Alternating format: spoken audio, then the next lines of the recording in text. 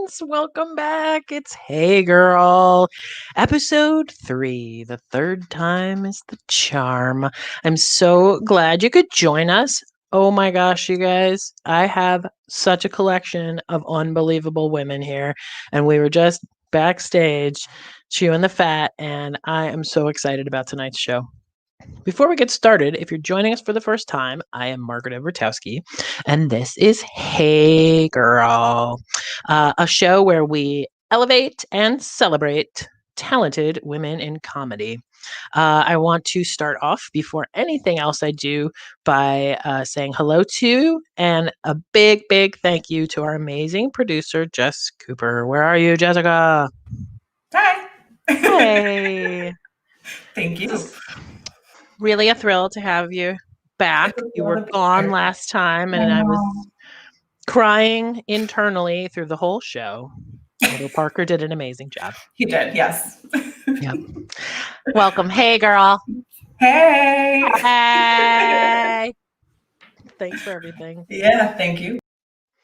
So I am a comedian, an improviser, playwright from the Detroit area. If you're really, if you have no idea what you've tuned into, and I'm going to bring on some great women to talk to tonight. Before we do that, I just had a couple of thoughts I wanted to share with you, as I do when we start off the show. So recently, this strange thing has happened. I have started to lose my voice in a couple of ways. The first is, I think I have some kind of polyp or node or something on my vocal cords. And as a singer, that's not awesome. And at times when I'm home singing while I clean the house or whatever, I sound something like a tubin singer. If you've ever heard of that, it's sort of this split double note weird sound that comes out, and haven't really gotten it checked out because it's really not the time. You want to be adding a lot of face-to-face visits with anyone, including your doctor. So we'll figure it out after vaccine or whatever. But along with that, at the same time, I also feel like I'm losing my voice metaphorically. And that is that the older I get, the more diplomatic and cautious and concerned about not offending people that I become. I don't have that feeling from my 20s where I'm like, oh, let me just give them a piece of my mind. Everyone cares what I have to say, right? I find myself not wanting to stick my neck out on topics, and I don't even try out saying new things. Like, I really want to say stuff is dope, but I feel like I'm too old for it, And so there's this timidity that I never had before, and it's kind of bugging me. And it especially such an important time when there's so many things going on that you do have opinions on. I feel like it's time for me to start using my voice again. So I have a couple of things I want to share that I really believe. And you might not feel the same way. And I'm totally okay with that. If you want a dialogue about it outside of the show, I'm glad to do that. I think there's room for everyone in the world, and that's part of it. But I want to share a few things with you, and then we'll bring on our great guests. So here we go. Hey, this is America. There should be a seat for everyone at the table, no matter where you're from, no matter what you believe, no matter how you look or who you love. Period. A woman's uterus is her business. A bunch of old white men got no place telling you how to manage your reproductive choices. Period. Everyone should have health care, and it shouldn't cost them a dime. I think it's particularly cruel to make sick people worry about the debt that will await them if they are lucky enough to get better. Whatever sex you identify as, I believe you and I accept you. Just because you're sick of staying inside, it doesn't mean the pandemic is over.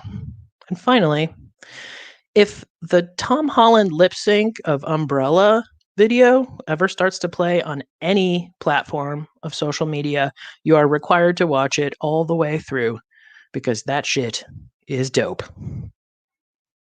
Amen. Let's bring on our awesome women, shall we? I first met this first guest here, but really one of the most memorable times of seeing her was in Los Angeles when I was on a random visit there. And at Second City, I suddenly heard my name and turned around, and there she was. So Esther Nevarez is from here in Michigan, but is transplanted out to Los Angeles. She has a background in post-production audio. She started off in recording studios, working with artists like Mickey Hart and Liz Phair and Ministry. It's very exciting stuff. And then moved into the post-production audio realm. She is a stand-up and an improviser and an actor. She's on the board for the Motor City Comedy Festival, and she has a streaming show on Planet Ant, which is where you're watching this now. She just did a great show today. It's a vegan cooking show called Hungry as a Horse that she does with her significant other, Jeff Horst, who's a stand-up as well. I hope I got all these things right. And I'm super excited to have her join us. Please warmly welcome Esther Nevarez. Yay! Hi, Thank Esther. you. Hey, Hi. girl. Hey, girl. How are you doing? I'm doing well. How are you? Good. Did I get all your particulars right?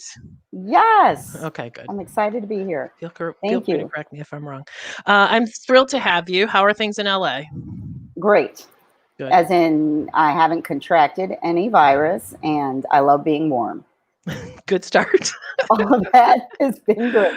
What did you guys make today? Today we made vegan chicken shawarma. How was it?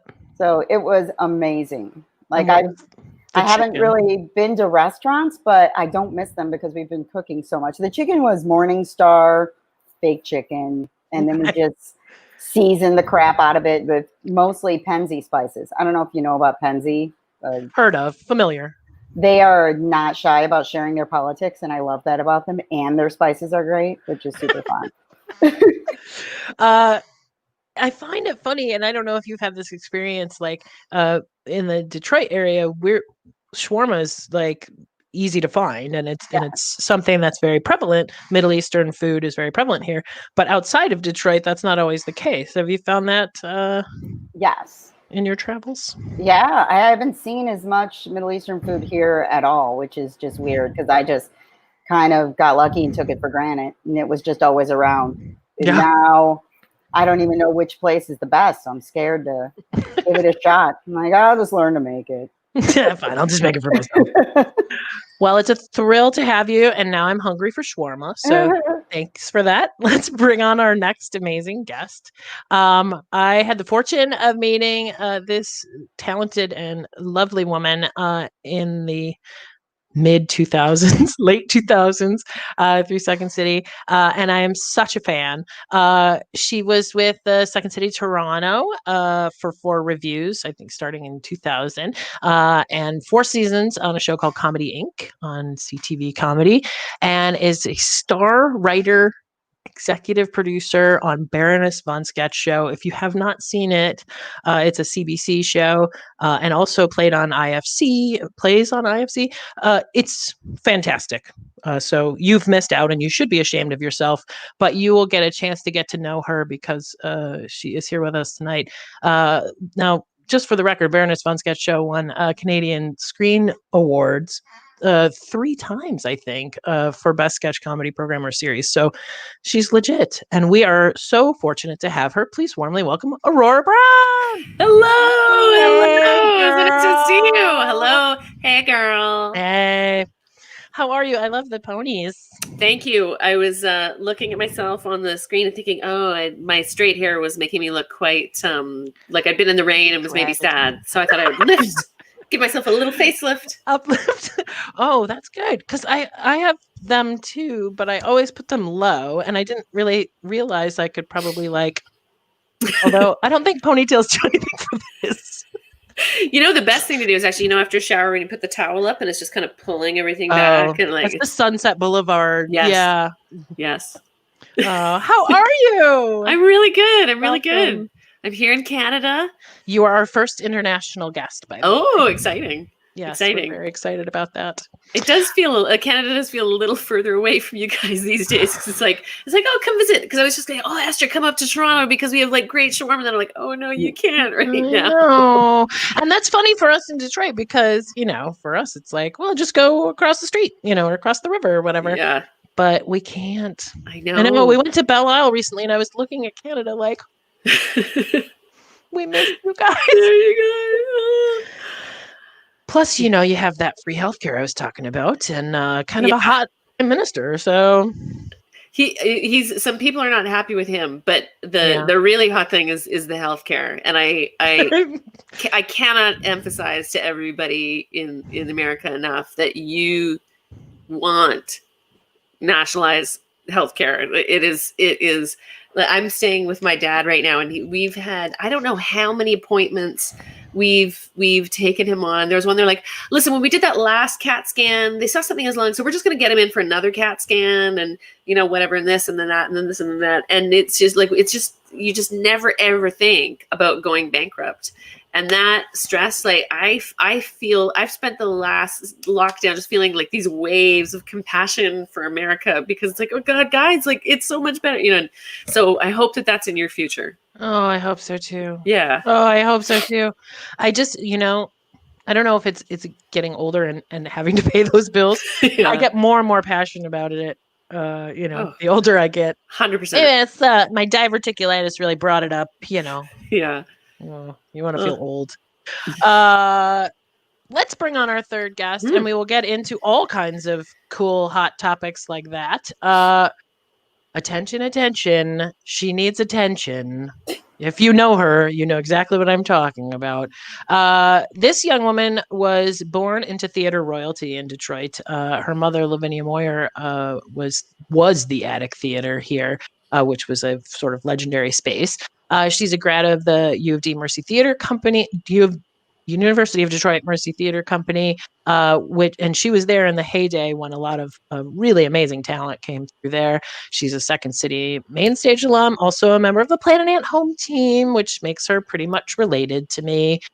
She left us, moved to LA, and joined the 313 troupe out there, and has appeared on AP Bio and Bob's Burgers and Modern Family and Casey Undercover and Will and Grace, Two Broke Girls, Detroiters. It just goes on and on. And honestly, she is probably one of the most unforgettable people I've ever met in my life. Anyone who's ever met her remembers her. Please warmly welcome Jaime Moyer. Remember my day. Hey girl. Hey girl. And hey girl. And another hey girl. And hey girl Jessica off camera. Hey girl. How you doing, Jamels? Oh, just delightful. Thank you for having me. And I had so much fun chatting with you guys before this even started. So let's keep it going. 24-hour chat stream. Honestly, you'll be sad. Like, I get sad that it's only an hour. Like in the beginning when I started the show, I was like, how am I going to fill an hour? It's just never enough. And you guys are so cool. It's going to go by too fast. It goes by. It moves. It moves. One thing, I'm just looking at all your beautiful crystal clear things, and I think my camera must be a little dirty. So I'm just going to... Oh my God. I feel like you're my mom. Watching you lick just, that. Yeah. Does that make any difference? Slightly. Yeah, you look great. You look great. That reminds me of that amazing TikTok where the people are like, the song goes, white. Oh, yes. White. And so I wasn't sure if you were going to come back and be in like a whole headdress or something. Come back as a drag queen. Imagine. I enjoy TikTok, but I've never been on it. Yeah, and likewise. Well, Aurora, the reason I look so peachy is my beautiful ring light, which is actually just an IKEA lamp. Can you see mine? You guys don't need a ring light. It's just a lamp. I can't see the ring light. You know what I found really funny is, and I wonder how many people had the same experience as me when the world went to this kind of, meeting space. Like, how many of us had tape over our cameras? Yes. Really? Yes. Oh yeah. Mikey Brown from Planet Ant told me to do it. And it was always this thing of like, you never know who's watching you through your camera on your computer. So you had to like pull the tape off. And then you had this like sludge you had to get off there. I took just a tiny little rock hammer like from Shawshank, and I just, any camera I see, I just go ahead and break it up. So new computer. I will have to give a little shout out and say thank you to Audra for saying yes, use that voice. I was really nervous about doing that monologue, but oh my God, brilliant. I'm telling you, I'm turning into a whip. So I want to start off with what you doing? What are y'all up to? I know we've had a lot of different answers sort of during this pandemic time of either like I'm kind of in hibernation or it's been a really, busy time for me. So there's been a spectrum of like creatively what everyone's up to. But let's start off with Esther. What are you doing? How are you doing? I auditioned I was at Second City, LA, and auditioned to get into Conservatory One. So I was doing that. And then I auditioned for my first sketch team and I made it. Yay! And we got our first rehearsal was the first day they closed. Oh, So we met online and a Zoom rehearsal with our director then, and he ended up having to leave us to do the Second City show, the last show on Earth. I don't know if you guys have seen that, Billy Bungara, and now we're still meeting, and we ended up with his like direction. We just went off on our own, and we're called Brawny Comedy, and we've done 3 episodes on YouTube, and it's a monthly. Well, we've skipped a couple months, but pretty much monthly sketch show web series that we did, and we did pandemic production pretty much where we try to stay apart from each other if pandemic production goes in every way. Some are Zoom sketches, and we had never, for the first few weeks of writing, we hadn't even met in person, and it was just so interesting. So we bonded hardcore through all of this, and so now we're best buds, the only Second City LA sketch team that is together yet. You're the survivors? Yeah. I'm a survivor. I'm not going to give up. I'm not going to stop. Is it opening yet? Yeah. Yeah. Everybody, our last director was Adam Peacock. And it was great. The Detroit connections there are so amazing that everybody is so like, oh, you're from Detroit? Do you know this person? Do you know that person? Oh, this, that, the other thing. So it's been really fun writing about the stuff that's going on because it's therapeutic and it's just something crazy happens and it's like, all right, let's write a sketch about it. And they're all on the same page in that way. We don't have any like wild Trump supporter that's telling us we have to be a handmaid or anything like that. So that's been amazing. Everybody That's good. Super happy. So that's what I've been doing along with some other stuff. My boyfriend does a web series called Roast His Post, and I write jokes with him. And basically, if I wasn't doing creative stuff, I don't know what I would do. I have this vision of like being under my bed eating cans of beans because that's how we die. I'm just like, this is how we die. So yeah, it really is sort of a lifesaver in a time when you need to process and let off steam and stuff like that. Yeah. Well, I'm proud of you for surviving. Thank For love you. for that team making it through, and also that's so great that you've been so active and doing so much. How about you, Jamels? What are you up to? Opposite of what Esther's talking about. Hey, all experiences are valid. That's true. Esther, I was so proud of you because she totally did get like we were emailing back and forth ever since she got here. She totally got on that sketch team. And that's what happened with this pandemic, I think, for everybody. It's like any little good thing that's going on, and then this just literally threw a wrench in the world's work, like, and I similarly was having a very, knock on wood, decent January and February creatively and booking things. And I was like, so like, okay, baby, we're on the roll now. And then it just was a complete standstill. But I'm doing okay because I'm always keeping busy at home with projects. And I still, every day, I find that I haven't finished the things I set out to do in the morning. And Margaret always teases me about being an only child, but an OC can really entertain themselves. So I haven't been bored not one day of the pandemic. I've been reading. I've been making like stickers, doing art projects. I've been watching, like sometimes I don't even turn the TV on until the nighttime.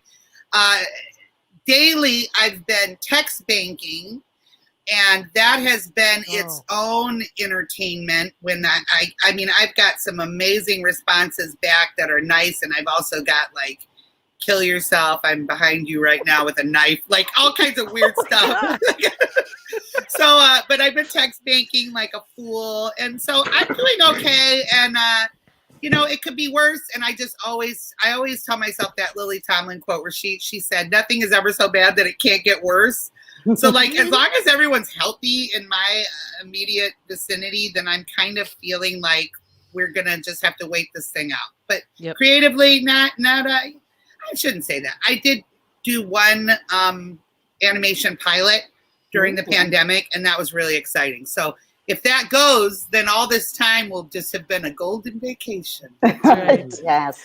Yeah, I mean, voice work would be the dream at this time of life, right? It's I think the only thing that's back wherever. kind of normal. You know? Yeah.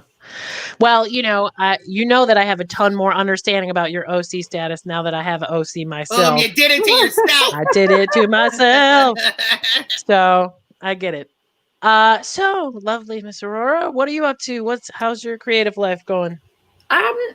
It's more creative than I thought it would be, because I remember at the beginning of the lockdown, I felt like I was just having to like pack my brain and my willpower in cotton to like keep myself from going out and interacting with people.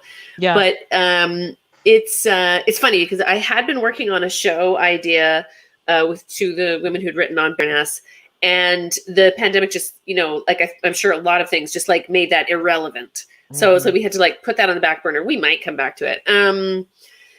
And so it's been a pretty, speaking of like golden vacations, like it's been this, like, it's like everybody's on a snow day and, you know, we've been doing this thing. And luckily we had already decided that we weren't going to do another season of Baroness. So the last season, we'd already like filmed it and it was in the can of being edited at the beginning. Okay. So slowly actually it's become a creative time. Like I'm working on 4 different projects right now. 2 of them are like a documentary pitch, and one is a narrative thing, and one's a VR. You know, so they're kind of like a wide range of stuff. And then just on a personal level, I've been playing Dungeons and Dragons online with a bunch of like friends from Second City. And it's been, or I should say role playing, because first we started with a cyberpunk campaign.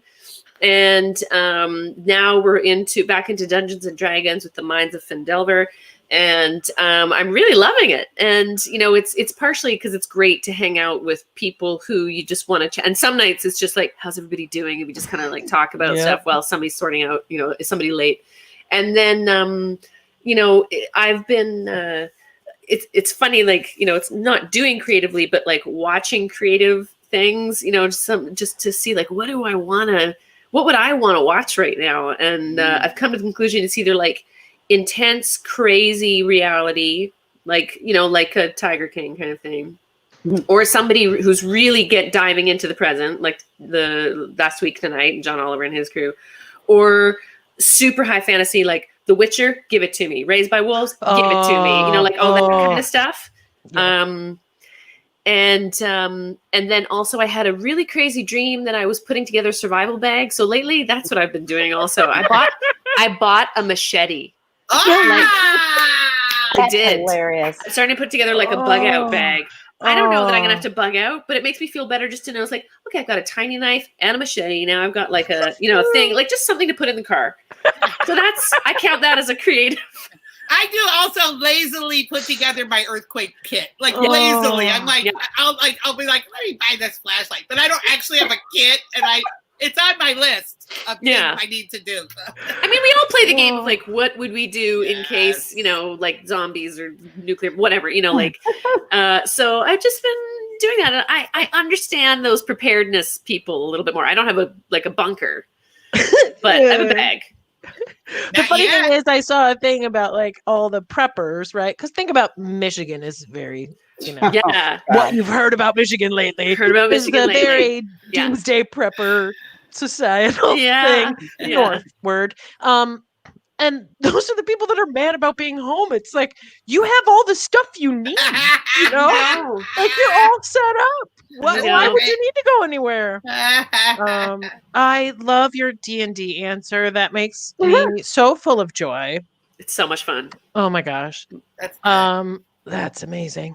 I heard the rest, and I think it's all amazing. But Hey, the if that D&D sticks thing out, is no. really what I'm leaving this It's what I conversation live for with. every week. So my current would- character is a dragonborn who's like 6'6" and speaks Oh. really loudly. That kind of thing. Oh, that's so awesome! I really do. I'm sorry, I'm carried away, but I kind of tend to go down those types of rabbit holes too. I never played D&D in high school, but I was the girl who hung out with the group of guys that played D&D and sort of sat on the outside and made jokes about it and stuff, or like watched them play video games. My nephew recently was being cheeky and trying to explain to me what an RPG was, right? And I was like, "Bitch, who are you talking to? This is not who I am." I know what it is. This flashback of high school when the guys I hung out with had finished playing this RPG and hooked up the VCR to the TV, so they would record themselves beating the boss.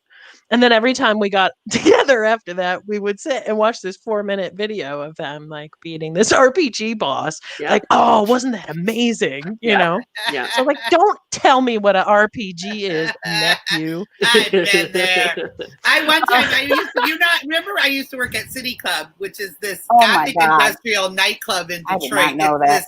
Yeah, I was the co-check girl for years at this club. Holy and it was moly. this, if you didn't know how to get in, you couldn't find the door, and 500 people on a Saturday night, and just that's a whole nother show, the things I saw there. But I went one time, I was hanging out with like the bouncers and a couple of the bartenders, and they were playing D&D, and they were so shy about it because they knew I was at Second City. And so they're like, I walk into the tavern. They're like looking at me because they know I'm just sitting there like, they're like, I walk into the tavern. A busty wench brings over a jar of ale. And I'm like, like just dying to tease them. So then one of their girlfriends, we go upstairs and I go, I walk into the mall. Do I go into the Spencer Gifts or do I So I only got to watch them once, and then they, of course, we were like, it was like no girls allowed. It was the general rule, but I just had to sit there and watch them. Yeah, it was fun. I mean, I'm telling you, I would love to do a D&D type thing, but I just don't love fantasy. So it'd have to be more like a improv show, let's say. Yeah. Remember those? Oh. Oh, man. Remember an improv show? You reminded me, Jamie. I'm actually because creatively I've been writing still, and I had started into this romance writing, and I've written these novels, and I'm pitching agents. I got a rejection this week, so hooray! That means I put something out there. Are we talking like Harlequin kind of thing? Yeah, in that realm. Yeah. Nice. Contemporary, but all of a sudden I got this idea for a fantasy novel and I started to write it. And so I listen to YouTube music just while I'm writing to keep myself going. And somebody made a compilation of all the tavern songs from every fantasy show. So there was the tavern song from The Witcher, the tavern song from Game of Thrones, the tavern song from... So it was Skyrim. Like the mix of ever. Yep, Skyrim. Yep. Exactly. I was just playing that music while I was making dinner. Oh, it's great to write to, by the way. Yeah. A couple things from our folks that are watching. Kate Holmes, who we love, she's Detroit Women of Comedy Festival. Kate Holmes, and she's in Boston with Friends. Is that what it's called? I think so. Mm-hmm. And she says we all look lovely, and I agree with her. Thank you, Katie. Kate, thank you. She also said, "What would you put in your bug out bags?" Esther, what would you put in your bug out bag? Oh man, weed. I don't know. Like, yes. I don't know. Yes. Oh my god. What do you?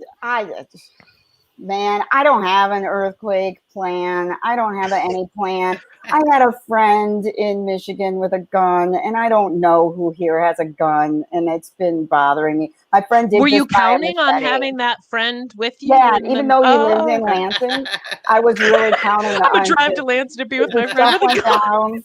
I was going to Robert Jenkins' house. Great comedian. Check him out. Yeah, but here, I did ask my friend Ron, I was like, I don't know anyone with a gun here. He's like, no, I got you. But he didn't say he had one, but he just said it real shady like. I was like, all right. And my one friend bought a machete too. Oh, they don't come with a case, I guess. That your emergency plan is to rely on a friend who lives. I mean, what would that be, like an hour and a half drive? Yeah, that was going to be an hour and a half drive. And I like that you shouted him out and said he has a gun online. Oh, he always talks about having a gun. He has a podcast about what you should be doing right now. But I mean, he's like a prepper from the other side. He's like a left prepper. He's like, this is how we grow our own food when the Civil War starts. You know? Like, all right, well, let's go. Jamie, what would you put in your bug out bag? Okay, if I actually left, probably peanuts and water. So the one thing I've made sure to do is I have packets of water, and then in my trunk I have a big jug of water, because I think when the earthquake comes, I gotta have that water to rinse out my eyes and also to drink. But also, if it gets tell us that also for drinking. Be hydrating, whatever, you know. But if things get really bad, I think I might just.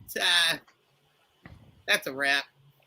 I told my husband if there was a zombie apocalypse, like 2 in the head for me, because I'm not a good runner. I don't want to pull you down. I don't have a gun, so it'll probably be more like pills and vodka, put on a movie, just roll out. But definitely water and peanuts if I left. Okay. Aurora, we know you have a machete. Is there anything else you want to put in there? Tell us about you putting in there. I do enjoy a crisis. I'm a Virgo, and I get really calm and focused in a crisis. I think it's because as a neurotic Virgo, usually I'm like, what should I be doing? Should it be this? And then when shit gets really real, it's like, this is the only thing we can do, right? So I get like really focused. And I am a fantasy person, and I love sci-fi. So like all the times I've watched like Janeway or, you know, anybody get like really like leadership, I'm like, I think of them. Okay, so I've got the machete. I've got a smaller knife for doing stuff. I've got a little fire starter thing. We've just been watching the survival show on the History Channel called Alone, where they like drop people into wilderness with like 10 items, and they have to survive as long as they can.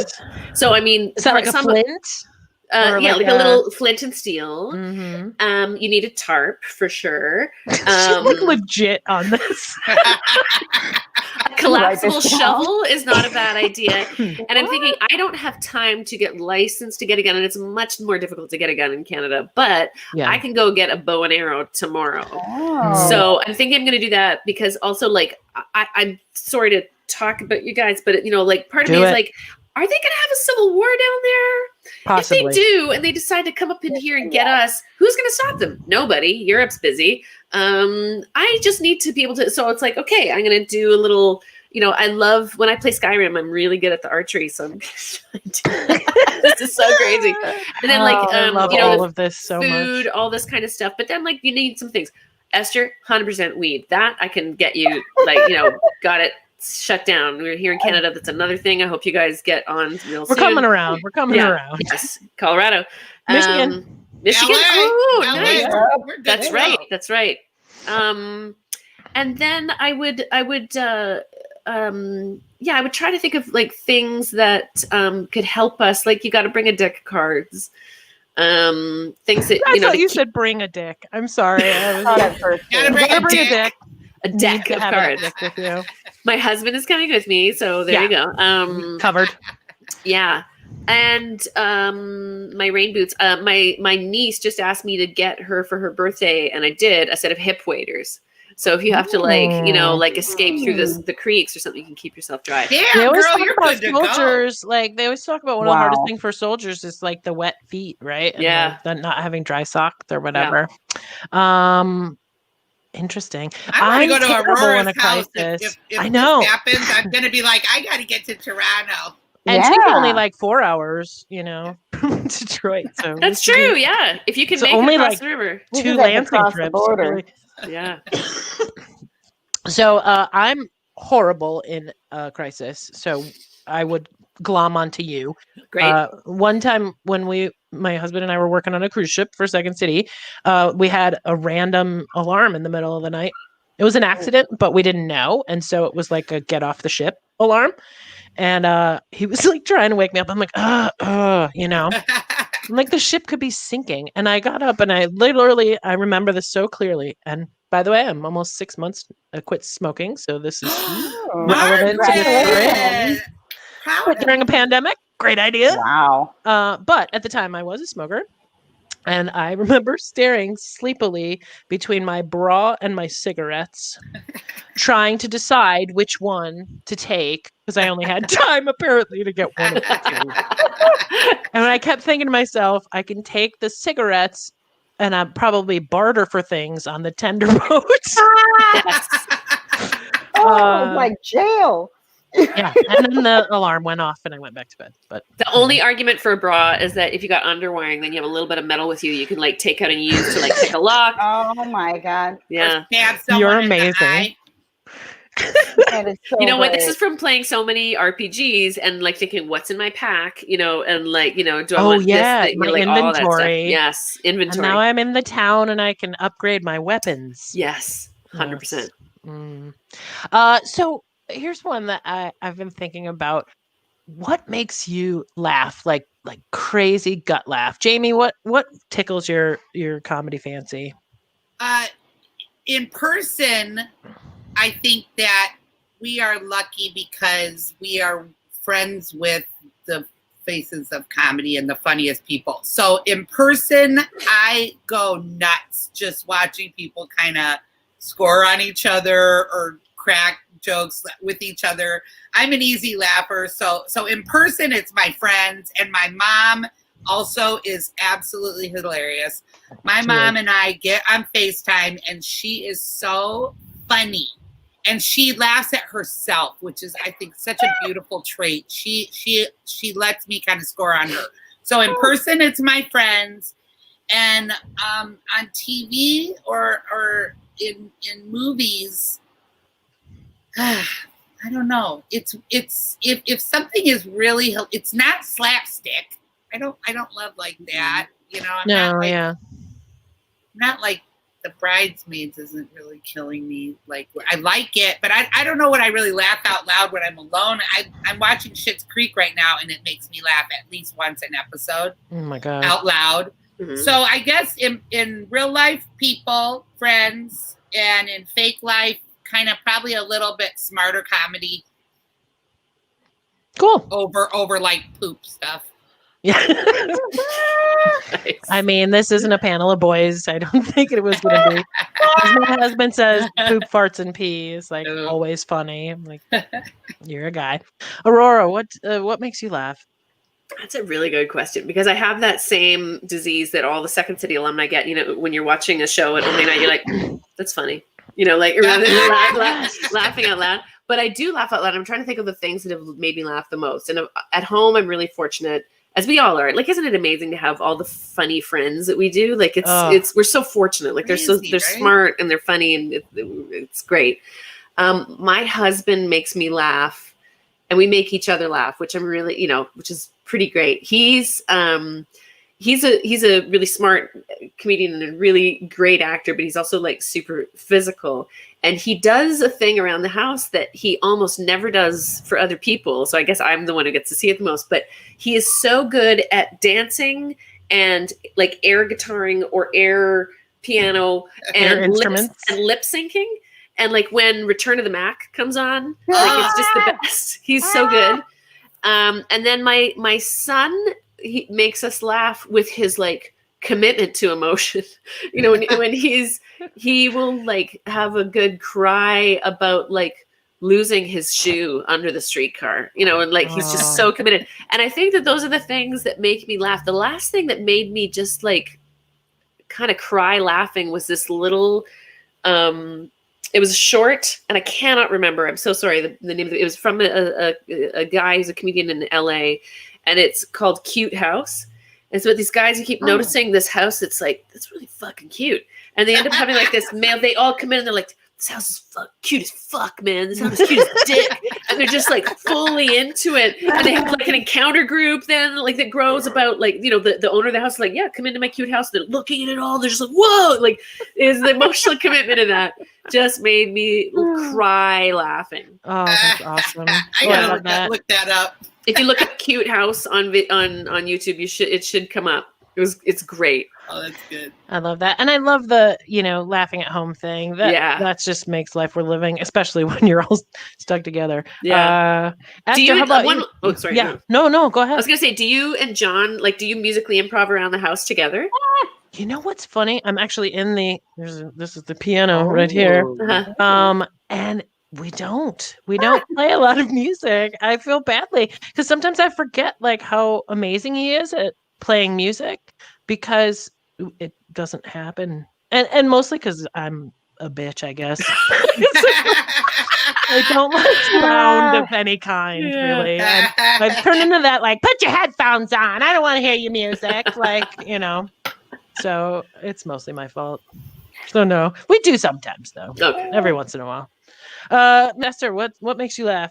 Oh my gosh, everything you guys said about Friends, that's just and I am very lucky that I'm quarantining with my boyfriend who is a comedian as well. And so just the weird stuff that you laugh around the house at, and the cute that we were doing our live thing today. And I didn't know they made food processors so tiny. And I was like, Like a bullet? it was all like a food processor, like you pour in a little bit. It was like really, can't have both hands. It was really small. And I'm like, oh, look at it, so cute. And Chef's like, why is it cute? Because it's small and it's blue. I don't know. It's cute. Like, he doesn't understand. So cute. That just cracked me up. But I am, and the Return of the Mac thing reminded me of a friend of mine who was like saying, why did we not hear about him leaving? Like, it was not just when did the Mac go? Leaving, but when he came back, it was a huge deal. Yeah. Nobody talked about him leaving. So funny. I'm addicted to TikTok right now, and the animals on there. Oh my God, I just die laughing. Like, it's gotten to the point of like, guys in porn, and they start out just watching like missionaries and titties, and it's fine. But then it goes into like some hardcore stuff. Yeah. So now, like, I'll see a dog wearing a outfit and dancing, and I'm like, really? That's it? I just watched a groundhog getting ready to hibernate in somebody's bedroom.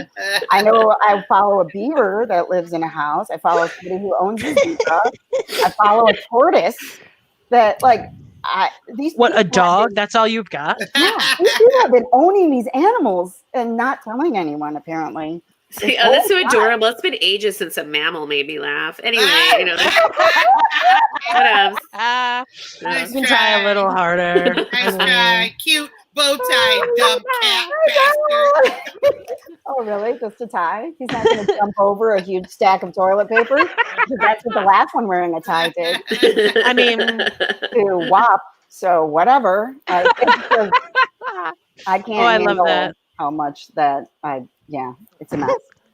Well, a lot of people know this about me, but for me, it's usually crying and any activity that doesn't really go with crying, specifically like eating and crying, or and then we sort of on the ship created an improv warm-up game where you mime any activity while doing a full cry.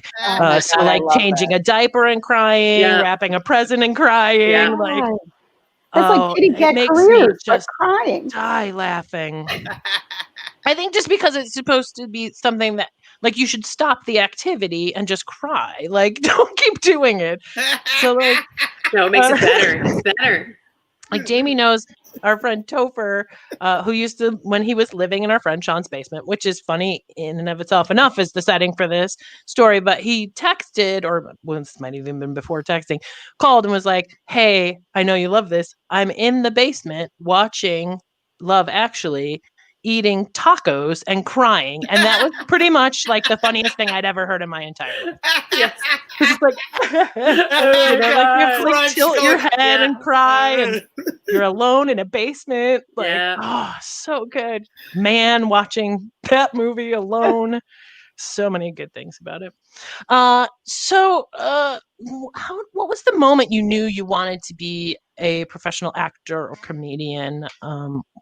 Was there a moment? Was it several things? Like what was like, this is it? Aurora, start us off. Oh, you know what? I wanted to be an actor before I really knew that comedy would be like something I could do. Although I did spend a lot of my childhood listening to like Monty Python records and doing their monologues. But then when I was 12, I got really fortunate. I got to do a few shows at the professional theater in Thunder Bay, which is the city where I grew up, which is not far from Michigan. And I didn't know you were from Thunder Bay. I'm from That's Thunder cool. Bay, yeah. Mm. And Magnus Theater is the name of the theater there. And I got to be in The Tempest, and I got to be in The Front Page. And so I got to The hang comedic out. Tempest. Yeah, the that kind of hilarious. and so I got to spend, like many months at this really impressionable age, like hanging out with the actors and, loving being in a theater and memorizing all their lines. Cause when the memory you have when you're a 12-year-old is like nothing, it's like a sponge. You can remember it all. As far as comedy, like, it's funny because I went to York University for acting, and it's a dramatic program. They never even mention comedy. And but I remember one time we were doing, like in fourth year, we were doing a presentation at the beginning of the year to like welcome the first years kind of thing. And I did improvise a little bit. And I remember getting a laugh and thinking, ooh, that feels really nice. But then it wasn't until a few years later that I started just taking classes because a friend of mine was taking them. And it was like, oh, this, once you get over that first improv, like this is a nightmare kind of feeling, it was like, oh, this feels amazing. And then I'm using everything. So it was a few different moments, I guess. Yeah. Yeah. Conglomeration. A conglomeration. It was an evolution. Yeah. Evolution. Big journey. How about you, Esther? What made you decide to go into comedy?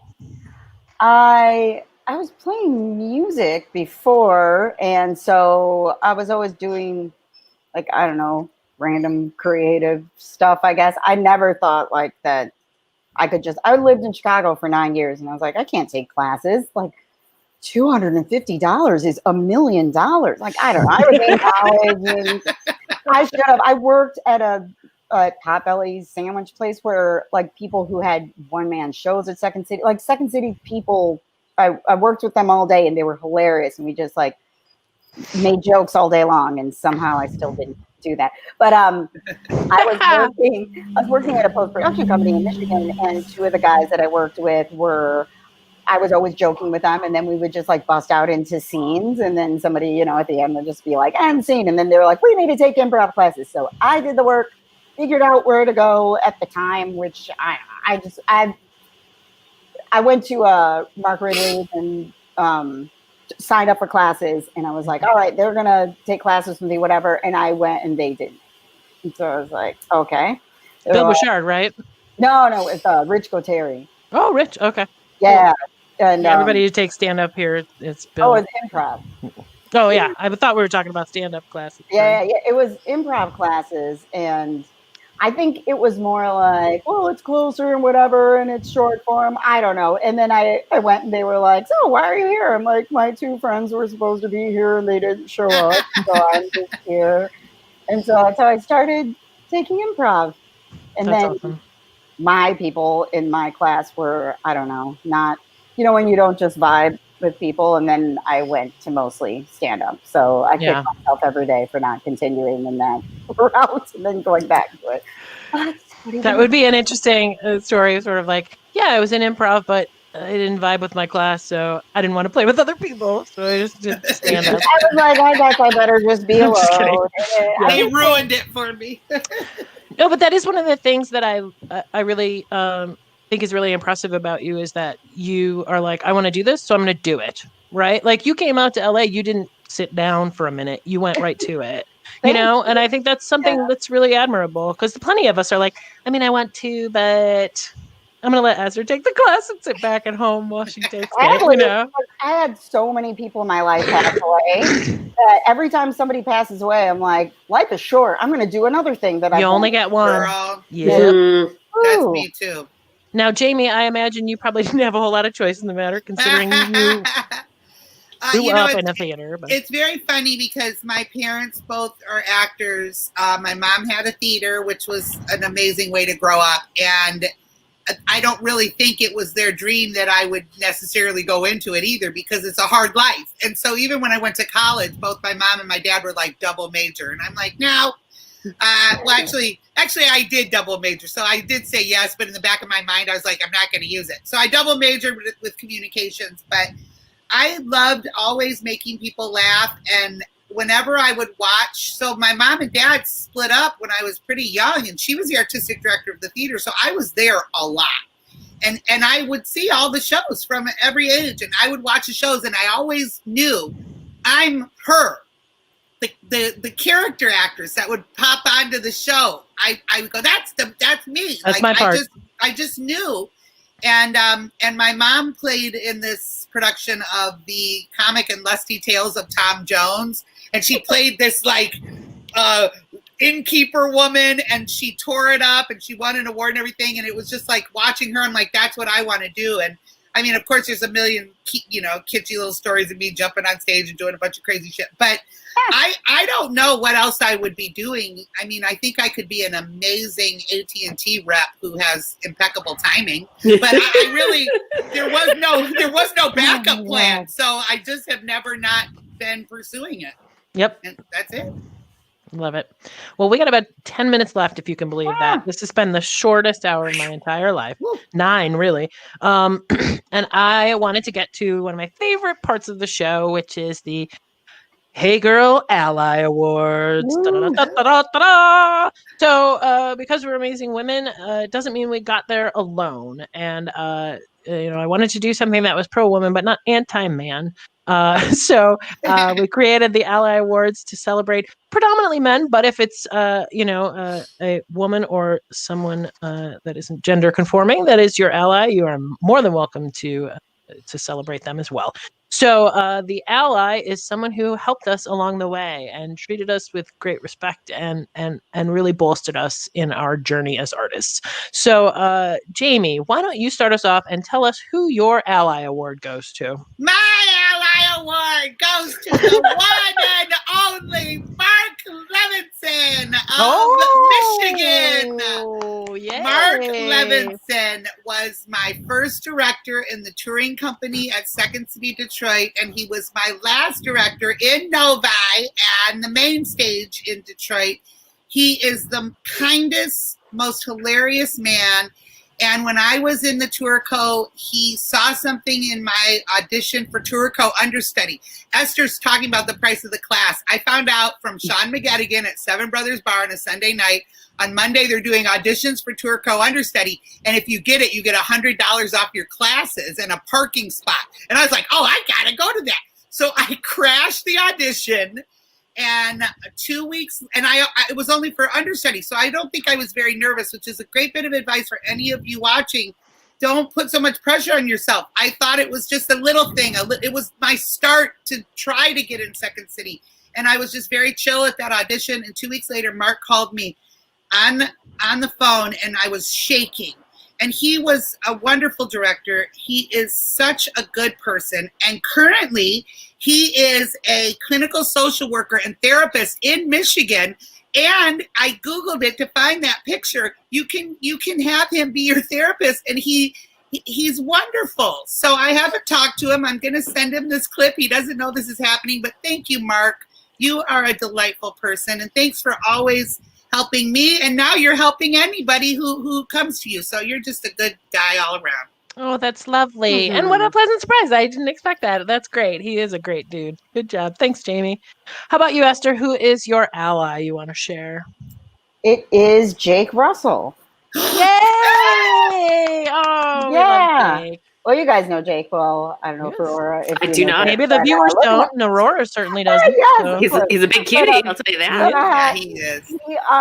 He was doing a show called Represent at Go Comedy before I left, and it was really cool because it was diverse. It was people of color, and he was like, "Anytime you want to go on, just that's it." It's just he's super laid back.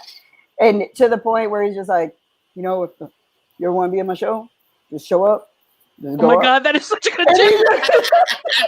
He was like, it's just like not. I was thinking about does he doesn't specifically go out of his way to help women as much as he just goes out of his way to figure out who all the funny people are. He's good to people. Stand up and in improv, and to fill the void that is the diversity of people just not having as much of a chance to get up on stage. Yeah. So he would find like the comics in Detroit who like the people in the suburbs didn't really even know existed. For some reason, stand-up is super segregated in the Detroit area. So is theater. Yep, it all is. It's so weird. And so it is weird. And so a lot of people didn't do improv. So he would have people just come up and do it. And everyone was funny. It was great. And Tam White is his co-host on the show. And it was awesome that you just let me do stand-up, improv, and all of that before I left. So, and awesome. Great. He's got his one-man show that I keep telling him to bring to LA. So I told him too. Birth of a Whole Ass Nation. Yeah, Birth of a Whole Ass Nation. He could have gotten up at Second City Hollywood in a second before. Yes. Oh. Well, congratulations, Jake Russell. Well earned. You are a Hey Girl ally. Yay. Aurora. My ally award goes to Daniel Shahori. Yay! Oh, I love that picture. That's one of the few photos. Wait, you said you took that picture? No, I said I love that picture. It is a great picture. There are not many post photos of him because Danny is a guy who's mostly behind the scenes. And it's funny, Esther, you're talking about like somebody who's like good at like treating everybody well and finding the funny people. He's one of the first people that I met, literally the first few times I was performing at Second City Toronto, like in the Tim Sims Playhouse, which is this little side thing, like doing student shows. And I met him very early on, and he's never been like, it's funny because I'm very blessed. I have many amazing men in my life and my professional life. And it's not like he like hired me to Second City or anything like that. But he's just always been there. He's always been a person who supports his friends. And the people that he sees like, you're good, you should keep going. We've worked together. He's been a producer. He and his brother have written things. He's been a stage manager. He was my roommate at one point. And his main job is that he's a publicist. And he's always been amazing at like doing publicity for people and like giving people little publicity things like this is how you can, get your show out there. There was one point in the last couple years where he kind of took over alumni relations for Second City Toronto. And I don't know about the other locations, but Toronto alumni have like a full spectrum relationship with the mothership, right?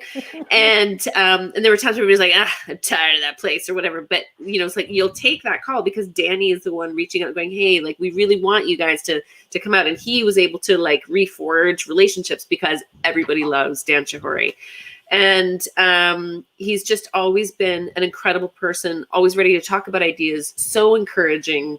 And there are lots of moments where just on a personal level, like when I try to think of like, oh, I should keep going because of this high purpose or believe in myself because of this. And it's his voice that I think of. And I think that he is that person for a lot of people. He's, it's funny, you can't see so much in this photo. He's often mistaken for a white supremacist because he's got a shaved head. He's not in any way. He's one of the gentlest guys. And he's really a wonderful human and so supportive of everybody in the community. And so Dan Shahori gets my ally award. Yay! Congratulations, Dan. Well, he's not even watching because he's not even on social media, even though he's a publicist. Like he himself, he uses it for other people, but he doesn't do it himself. So he might not even know that I'm doing this. Well, you can send him the YouTube. I will send him the YouTube. Yes. Yes, please do share with all of the award winners. All they get is a mention on this obscure streaming show and and our undying respect. So isn't the mention on obscure streaming show the best we can all hope for right now? And this in today's world. That's pretty much peak 2020 at this point. I was mentioned on Hey Girl from the Planet Ant Facebook page.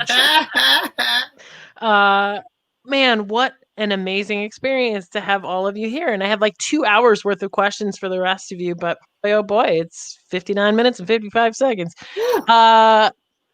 Before we go, I want to encourage everybody who's listening to get out and vote if you're in America. Whatever you believe, I just think it's really important to use your voice has been the theme of tonight. So please do that. I think you know where my preferences lie, but now that I've finally said it, thank you, Esther. It's been great talking to you. Thank you, Jamie. You are just a delight, and I miss you so much. And Aurora, what a thrill. Thank you so much for joining us. It's so good to see you again. It's so good to meet you, Esther and Jamie. To see you again. It's like, this so is nice awesome. to meet you, Aurora. This is a super fun way to spend Saturday. I know. Hooray for Wonderful Women. Thanks for joining us. Thanks for being with us, my wonderful guests, and thanks, Jess, for all that you do. Thanks, Jess. November 14th is our next show, and we already have some really kick-ass women lined up, so we'll see you then. Oh, wow. Yay! And you.